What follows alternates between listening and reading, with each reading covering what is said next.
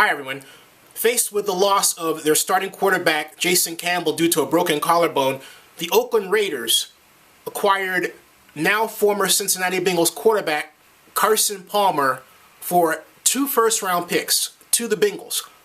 One in the upcoming 2012 NFL Draft and the other in the 2013 NFL Draft. Correction, the Bengals say they got a first-round pick and a second-round pick, not 2 first-round picks from the Raiders. Even though it's not a trade I would have made, Palmer has not faced what they call live bullets, a lot of live game action, any game action at all that was live since last year. Remember, we had the lockout, so even though he was out, the degree of intensity of training for all NFL players was less because of the lockout situation. I find it difficult to believe that Carson Palmer had a higher level of intensity of training than people who were actually playing under contract with an NFL team and did not declare that they were going to be retiring. I think current Raiders quarterback Kyle Boller is a capable passer and signal caller who can lead the Raiders to victory into the playoffs with the proper coaching. I do understand why the Raiders made the trade. The deal has the markings of head coach Hugh Jackson of the Raiders written all over it.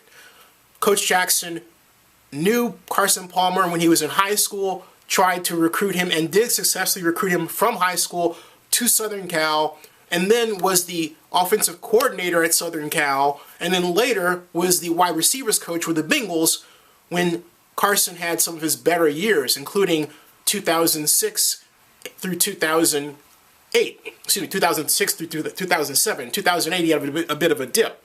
Last year, Carson Palmer threw for 3,910 yards and had 26 touchdowns, but he also threw 20 interceptions. The X factor is the degree to which Carson Palmer can pick up the Raiders' offense. Big question. Is the Raiders' offense the same in terms of nomenclature as the Bengals' offense? If so, then Palmer can step right in with just a couple of weeks of coaching. So if Coach Jackson can work with Palmer to keep the interceptions down to a minimum, like say as close to none as possible, the Raiders will have resurrected Carson Palmer and will march into the playoffs with him.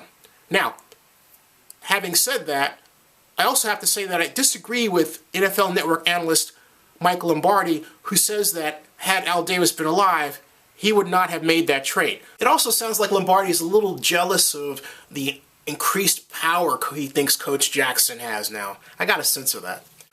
Mr. Davis had no qualms with trading John Gruden from the Raiders when he was head coach to the Tampa Bay Buccaneers for a first-round draft pick and $8 million. So I think this is a deal that Mr. Davis would have signed his name to and given his agreement and blessings to Coach Jackson to make work. A great trade. I think it's going to work out quite well.